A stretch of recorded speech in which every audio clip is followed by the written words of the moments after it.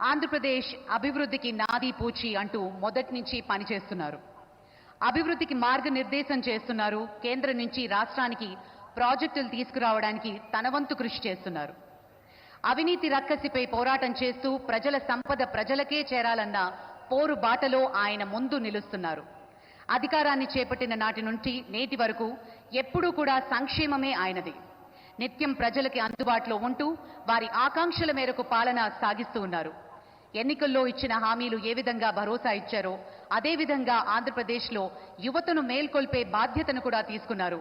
పాలనపై పూర్తి స్థాయిలో దృష్టి పెడుతూ ఆంధ్రప్రదేశ్ను నవ్యాంధ్రగా తీర్చిదిద్దే క్రమంలో అలుపెరుగని బాటసారి మన ఉప ముఖ్యమంత్రి వర్యులు శ్రీ పవన్ కళ్యాణ్ గారిని మాట్లాడవలసిందిగా మనవి చేస్తున్నాం.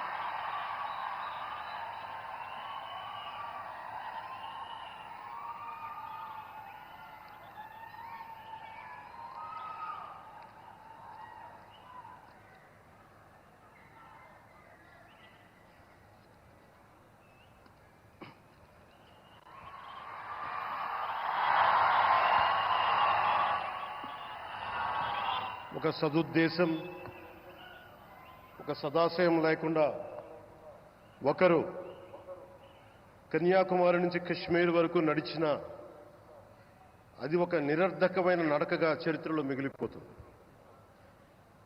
కానీ ఒక సదాశయంతో, ఒక సత్సంకల్పంతో ఇంకొకరు కన్యాకుమారి నుంచి కశ్మీర్ వరకు ప్రజలందరితో మమేకమై వారందరినీ ఏకతాటిపైన నడిపిస్తే అది ఆత్మనిర్భర భారత్ అవుతుంది. అదే కన్యాకుమారి నుంచి కశ్మీర్ వరకు ప్రజలకి వారి పరిసరాల శుభ్రత యొక్క బాధ్యతను తెలియజేస్తే అది స్వచ్ఛ భారత్ అవుతుంది. అదే కన్యాకుమారి నుంచి కశ్మీర్ వరకు ప్రజల గుండెల్లో దేశభక్తి, ధైర్య సాహసాలతో నింపితే అది పటిష్టమైన, బలిష్టమైన భారతం అవుతుంది. అది ఒక రోజున అఖండ భారతం అయి తీరుతుంది. ఒక బలమైన భారత్ కోసం, ఒక దృఢమైన దేశం కోసం, జగత్తంతా వసుదైక కుటుంబం అనే భావన కోసం 4.5 దశాబ్దాలుగా పరితపిస్తూ, పరిశ్రమిస్తూ ఆ దారిలో ఎదుర్కొన్న ప్రతి పరాజయాన్ని, పడ్డ ప్రతి అవమానాన్ని నవ్వుతూ స్వీకరిస్తూ వాటినే విజయాలకి ఇంధనంగా వాడుకుంటూ దేశాన్ని అభివృద్ధి పథంలో నడిపిస్తూ భారతదేశాన్ని ప్రపంచంలోనే 3వ బలమైన ఆర్థిక వ్యవస్థగా తీర్చిదిద్దేలా నడిపిస్తున్న మన ప్రియతమ ప్రధాని, మన గౌరవ ప్రధాని శ్రీ నరేంద్ర మోదీ గారికి నా తరపున 5 కోట్ల మంది ఆంధ్రప్రదేశ్ ప్రజల తరపున నా హృదయపూర్వక నమస్కారాలు.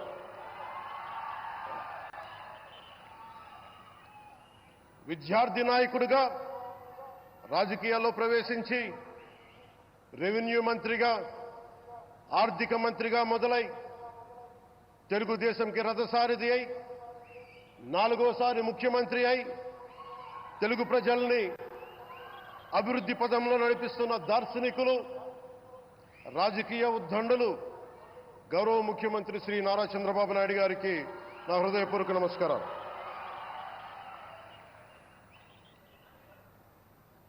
తోటి మంత్రివర్గ సహచరులైన ప్రతి ఒక్కరికి, నారా లోకేష్ గారికి, ఎన్డీఏ కూటమి శాసనసభ్యులకి, నాయకులకి, బీజేపీ నాయకులందరికీ పేరు పేరున నా నమస్కారాలు. కార్యకర్తలకి నా హృదయపూర్వక నమస్కారాలు. బీజేపీ నాయకురాలు శ్రీమతి పురంధేశ్వరి గారికి నా హృదయపూర్వక నమస్కారాలు. మా ఎన్డీఏ కూటమికి 164 అసెంబ్లీ స్థానాలు, 21 మంది పార్లమెంట్ సభ్యులనిచ్చి మమ్మల్ని వారి విలువైన ఓటుతో వేసి గెలిచిన ప్రతి ఒక్కరికి ఆడపడుచులకి, అక్క చెల్లెళ్ళకి, పెద్దలకి, పిన్నలకి, యువతులకి, యువకులకి పేరు పేరున నా హృదయపూర్వక నమస్కారాలు. ప్రజలు ఎన్డీఏ ప్రభుత్వాన్ని నమ్మారు, నిలబడ్డారు. అలా నిలబడినందుకే ఈ రోజున మన గౌరవ ప్రధానమంత్రి గారి సారథ్యంలో ఈ ప్రారంభోత్సవాలు కానీ శంకుస్థాపనలు కానీ, అది దక్షిణ కోస్తా రైల్వే జోన్ కావచ్చు, కృష్ణపట్నం ఇండస్ట్రియల్ పార్క్ కానీ, గ్రీన్ హైడ్రోజన్ హబ్ కానీ, అనకాపల్లి బల్క్ డ్రగ్ పార్క్ కావచ్చు, 6 కొత్త రైల్వే ప్రాజెక్టులు కావచ్చు, వీటన్నిటిని వచ్చే పెట్టుబడి దాదాపు 2,10,000 కోట్ల రూపాయల పెట్టుబడులు, 7.5 లక్షల మందికి ఉపాధి అవకాశాలు. అవినీతితో కూరుకుపోయి ఉపాధి అవకాశాలు లేక, ఉద్యోగ అవకాశాలు లేక విలవిల్లాడుతున్న సమయంలో మీరు నిలబడ్డారు. అందుకే ఈ రోజున ఈ 2 లక్షల పైచిలుకు పెట్టుబడితో 7.5 లక్షల ఉపాధి అవకాశాలు లభించి మనందరికీ ఇచ్చినందుకు మనస్ఫూర్తిగా ప్రధానమంత్రి శ్రీ నరేంద్ర మోదీ గారికి చేతులెత్తి నమస్కరిస్తున్నాం.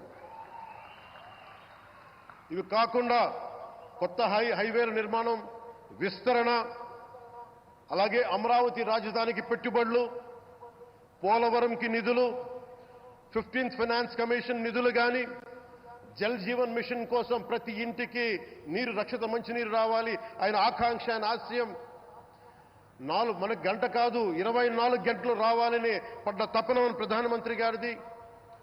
వీటన్నిటికీ చేయగలుగుతున్నాం, ముందు ప్రారంభించామంటే మీరు మా మీద పెట్టిన భరోసా, మా మీద పెట్టిన నమ్మకం, గౌరవ ప్రధానమంత్రి గారి మీద మీరు చూపించిన నమ్మకం. ఈ రోజున అది 2 లక్షల పైచిలకు పెట్టుబడులుగా ఇక్కడికి వచ్చింది. ఎక్కడో మన మారుమూల గ్రామాల్లో 70 సంవత్సరాల పాలనలో గ్రామాలకి రోడ్డు లేదు. ప్రధాన్ మంత్రి సడక్ యోజన కింద ఈ రోజున మనం మారుమూల గిరిజన గ్రామాల్లో కూడా రోడ్లు వేయగలుగుతున్నామంటే దానికి ముందుండి మాకు వెన్నుతట్టి మాకు నిధులు సమకూరుస్తుంది నరేంద్ర మోదీ గారు. భారతం అభివృద్ధి పదంలో ఎందుకు చేశారు ఇవన్నీ అంటే, భారతదేశం అన్ని రాజ్యాలు, అన్ని రాష్ట్రాలు ఏ ఒక్కరు కూడా అభివృద్ధిలో వెనకపడకూడదు. అది మనకి తెలంగాణ కావచ్చు, ఆంధ్రప్రదేశ్ కావచ్చు, ఆంధ్రప్రదేశ్లోని ఉత్తరాంధ్ర, రాయలసీమ, మనకి కోస్తాంధ్ర కావచ్చు, ఎక్కడా కూడా ఏ ప్రాంతం కూడా వెనుకపడకూడదు. అభివృద్ధిలో అందరికీ సమాన వాటా ఉండాలని చెప్పే ఈరోజు ఇన్ని పెట్టుబడులు. ఈ మోదీ గారి సంకల్పానికి, సహకారానికి, ఆయన గైడెన్స్కి మనస్ఫూర్తిగా నా కృతజ్ఞతలు. 5 ఏళ్ల అవినీతి, అరాచక పాలనలో ఆంధ్రప్రదేశ్ అంధకారంలో కూరుకుపోయినప్పుడు ఆ రోజున మన ముందుకొచ్చి మేము ఎన్డీఏ కూటమితో మనం నిలబెడదాం, ఆంధ్రప్రదేశ్ ప్రజల ఆకాంక్షలు నిలబెడదాం, అభివృద్ధి పదంలో నడిపిద్దామని చెప్పి ఆ రోజు ఆశాజ్యోతిలో నిలబడ్డారు. అసలు అభివృద్ధికి ఆస్కారమే లేదు ఆంధ్రాకి అనే స్థితి నుంచి అభివృద్ధి అంటే ఆంధ్రానే అని చెప్పుకునేలా గౌరవ ముఖ్యమంత్రి గారి నాయకత్వం, చంద్రబాబు గారి నాయకత్వంలో, ప్రధానమంత్రి గారి నిర్దేశకత్వంలో, వారి సూచనలతో, సహకారంతో కేబినెట్ కానీ, మంత్రివర్గ సహచరులు కానీ, ఎన్డీఏ కూటమి ఎమ్మెల్యేలు కానీ, మేమందరం కార్యకర్తలు అందరం కష్టపడతాం. అహిర్నిశలు రేయం భవళ్లు కష్టపడతాం. దేశ ప్రగతిలో భాగస్వామ్యులు అవుతాం. మేము ప్రధానమంత్రి గారికి అండగా ఉంటామని తెలియజేసుకుంటూ, ఆంధ్రప్రదేశ్లో ఉన్న ఆంధ్రాకి వెలుగుతో నింపుతున్న మీ నిండు హృదయానికి నా హృదయపూర్వక కృతజ్ఞతలు తెలియజేసుకుంటున్నాను. మరోమారు మీ అందరికీ ధన్యవాదాలు తెలుపుకుంటూ, నమ్మకం పెట్టారు. మీరు పెట్టిన నమ్మకానికి ఈ రోజున 2 లక్షల పైచిలకు పెట్టుబడులు తీసుకొచ్చాం. ప్రధానమంత్రి గారు ఉండటం వల్ల, సమర్థవంతులైన చంద్రబాబు గారు ఉండటం వల్ల మేమందరం నేర్చుకోవడానికి, పనిచేయడానికి సంసిద్ధంగా ఉన్నాం. సో మీరందరూ ఇదే సహకారం ఇవ్వాలని మనస్ఫూర్తిగా కోరుకుంటూ, ఆ భగవంతుడు, ఆ లక్ష్మీ నరసింహుడు ఈ దేశాన్ని మరింత ప్రగతి పదంలో నడిపించేలా